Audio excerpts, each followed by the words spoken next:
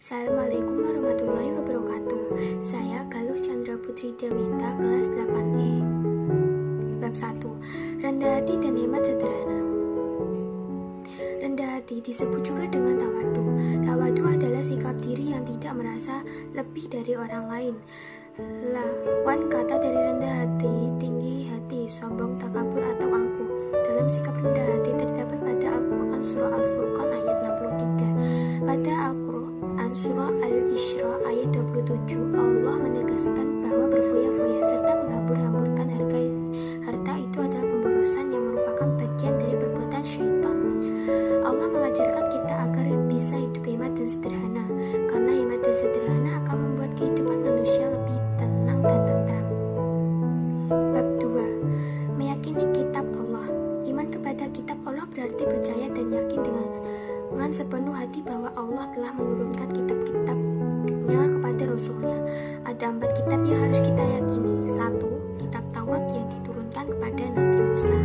2. Kitab Zabur yang diturunkan kepada Nabi Daud. 3. Kitab Injil yang diturunkan kepada Nabi Isa. 4. Al-Quran yang diturunkan kepada Nabi Muhammad SAW.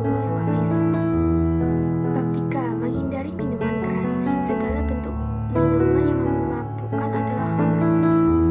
Meminum khamr adalah haram dan termasuk perbuatan yang keji. Allah secara tegas melarang orang yang beriman untuk meminum minuman keras atau khamr.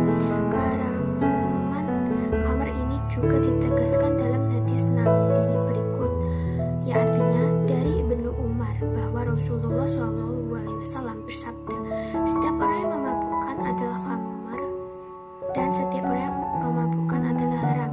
Hadis riwayat Muslim. Bab 4. Sholat sunnah. Sholat sunnah adalah sholat yang dianjurkan untuk mengerjakannya. Orang yang melaksanakan sholat sunnah mendapatkan pahala dan keutamaan dari Allah. Namun, ketika seseorang tidak melaksanakan sholat sunnah, dia tidak mendapatkan dosa. Sholat sunnah yang dilakukan secara berjamaah adalah 1. Sholat Idul Fitri. 2. Sholat Idul Adha. 3. Sholat Khusyufi Syamsi atau gerhana matahari. Sholat keempat, sholat Khusyufi Qamari, gerhana bulan. 5. Sholat Istiqomah, memohon hujan.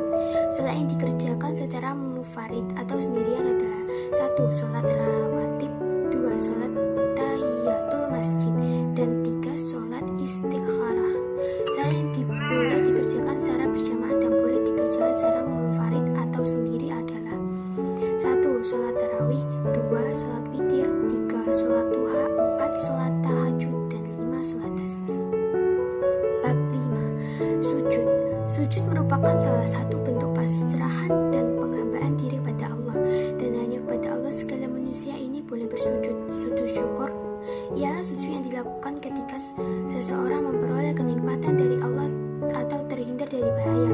Sujud syahwi adalah sujud yang dilakukan dalam sholat. Sujud tilawah adalah sujud yang dilakukan karena membaca ayat-ayat sajadah yang ada dalam Al-Quran ketika sholat maupun di luar sholat, baik pada saat membaca, menghafal sendiri atau pada mendengarkannya.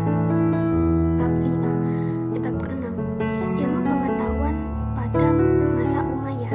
Daulah Umayyah mengalami 2 periode, yaitu periode Damaskus dan di Cordoba, Andalusia.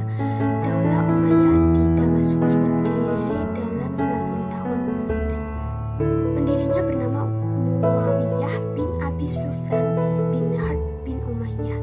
Daulah Umayyah menjadikan Damaskus sebagai pusat pemerintahannya. Pemerintahan Daulah Umayyah di Andalusia Spanyol berdiri selama 275 tahun. Cordoba menjadi pusat pemerintahannya. Pada masa pemerintahan Bani Umayyah, ilmu pengetahuan mengalami kemajuan yang sangat berarti. Selain ilmu pengetahuan, pada masa Bani Umayyah juga berhasil mengembangkan bidang lainnya, yaitu 1. Arsitektur, 2. Organisasi militer, 3. Perdagangan. Terima kasih. Wassalamualaikum warahmatullahi wabarakatuh.